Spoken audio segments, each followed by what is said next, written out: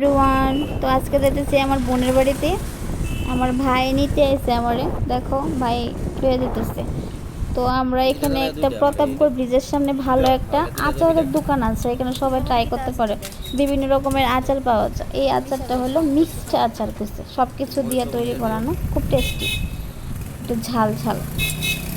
আর তারপর আছে এখানে, যাতে এই আচারটার থেকে আমরা 2 বাটি নিছি, 1 বাটি 20 টাকা করে, তো 2 বাটি 40 টাকা। তারপর এখানে আছে তোমরা চালতার আচারও আছে, এখন দেখবা চালতার আচার লবণ টবণ দিয়ে একদম স্বাদ করে বানিয়ে দিব। মরিচের গুঁড়া দিতেছে, যে যতটুকু খেতে পারো মরিচের গুঁড়া। তারপর সুন্দর করে আমরা খাইছি না, দাঁড়ায় আমরা বাড়িতে নিয়ে আমো দেখে আমরা প্যাকেটিং করে দিচ্ছে। তারপর এটা হলো তোমার চালতা আমড়ার আচার, এটাও খুব ঝাল ঝাল, টেস্টি। তো আমরা দেখাইতেছি দাদা কি কি আচার পাওয়া যায়। এইটা আছে তোমার কাঁচা কলার আচার, আর জাম্বুরার আচারও পাওয়া যায়। এটা তোমার সঙ্গে সঙ্গে বানাই দেয় সবাইরে, এটা আগের থেকে বানানো থাকে না। তো যারা খাইবা একটু দাঁড়ায় থেকে খেতে লাগবো জাম্বুরার আচারটা। তো ঠিক আছে, আমরা আচার নিয়ে নিলাম, আমি নিলাম, ভাই নিল। এটা হলো বড়ুর আচার, মানে বিভিন্ন রকমের আচার পাওয়া যায় এখানে, স্টল নিয়ে বসে। এটা হলো তোমার ঝুলন্ত ব্রিজের সামনে, প্রতাপগড় ঝুলন্ত ব্রিজের সামনে। তো বিভিন্ন রকমের আচার সব আমরা কিনে নিয়েছি, বাড়িতে খামু। তারপর এখানে সাথে একটা গণেশ পুজো হইতেছে, গণেশ পুজোতে গেলাম।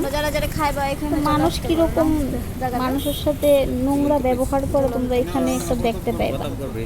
একটা লোক আছে যে ও দিন মজুরের কাজ করে হয়তো, তো তানে মন্দিরের ভিতরে ঢুকেছে, এদিকে সবাই টেনে বইকে ঢুকে বাইক করে দিচ্ছে, এই দুস্তস করে এরকম করতেছে। যাই হোক, সবার সাথে এরকম করাটা ঠিক না, কারণ ঠাকুর তো সবার লেগে এক না, গরিব ধনী বললে তো তাই বিচার করাটা ঠিক না।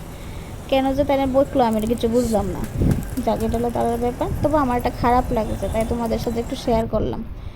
তারপর আমার বোনের বাড়ির সামনে দেখো, এখানেও কত বড় পুজো হইতেছে।